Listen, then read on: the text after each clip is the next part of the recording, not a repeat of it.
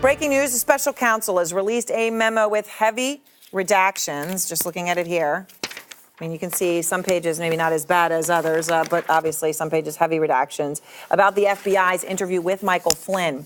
This was the interview in which Flynn lied to those FBI agents when they asked about his contacts with then the Russian ambassador to the United States. That, of course, was Sergei Kislyak.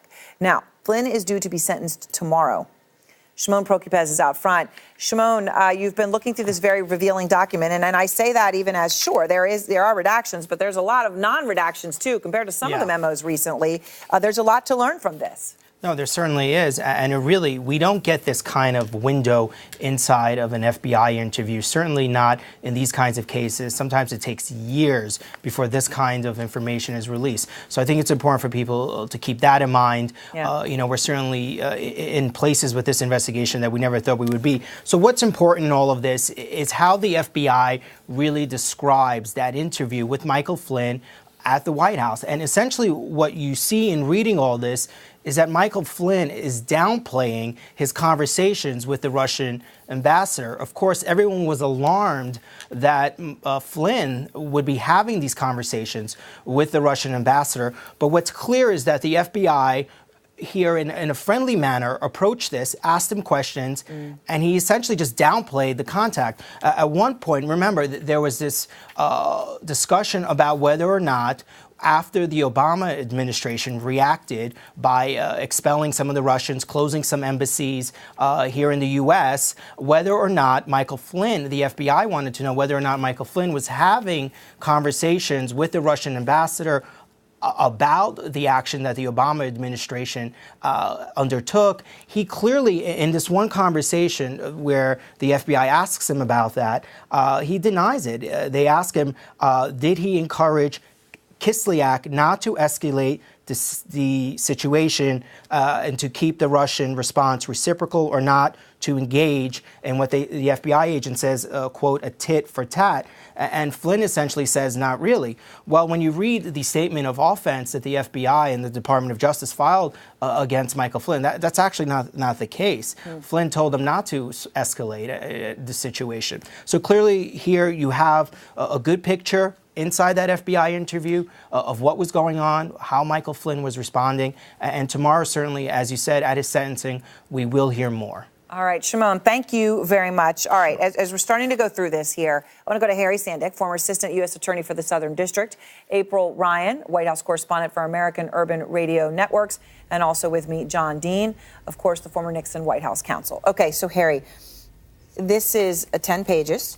Yep. Oh, there's a lot of it that is not redacted, some of it which is. We weren't expecting to get this. I know it's got a name, right, a 302, but we weren't expecting to get it. What's the significance of what that it's here and what we're learning? So the judge wanted to see this before sentencing Flynn because Flynn's lawyers essentially tried to make it seem like the FBI was maybe pulling a fast one on Flynn, that it was all just a big mistake. And then Mueller's response was, not at all. We gave him every opportunity to tell the truth. And the judge said, I'd like to see the actual report. FBI interviews aren't typically tape recorded or videoed. So this is the best record of what happened at that interview.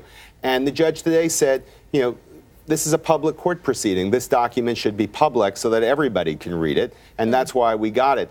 And when you read it, it does support what Mueller said. They gave him many opportunities, as Shimon was just explaining, almost reading back verbatim things that he said and saying, is that what you said? And Flynn denied it over and over again. Right, and yet, John Dean, of course, Flynn says, I don't really totally understand his defense, but, I guess you didn't tell me that I couldn't lie, or I didn't understand that I couldn't lie, and so therefore the interview wasn't fair. It's certainly not what comes across from this.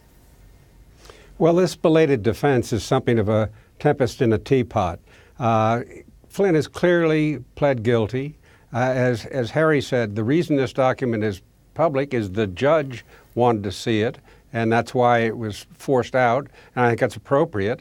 And as Harry also mentioned, these are not recorded, which has always been one of my beefs with the FBI, given the technology today. Why don't they record these? They resist it because they sometimes play a little bit with their interpretation. I don't think that happened here, but I would feel better if there was a recording. I think it's interesting. I'm glad you say that, because I think a lot of people watching would say, I mean, at this point in history with the technology we have, why not? April, it is, though, a pretty stunning thing for them to release this literally hours ahead of his sentencing. Yeah. Yeah. Well, you know, this is transparency, I guess, to a certain extent at its best, to really find out. And it also gives those who say this is a witch hunt or it's not right, more understanding into what's going on. And you have to remember, even though he will be sentenced tomorrow, there's a recommendation by Mueller for him not to be sentenced because he is still very valuable to this investigation, this Russia investigation. I mean, 2016, and when you look at it, 2016 was the time that this president was trying to be president. And that's a critical time. And any time you have this kind of situation where those connected to the president have issues of wrongdoing and lies, it leads into other things. And this is the problem for this White House.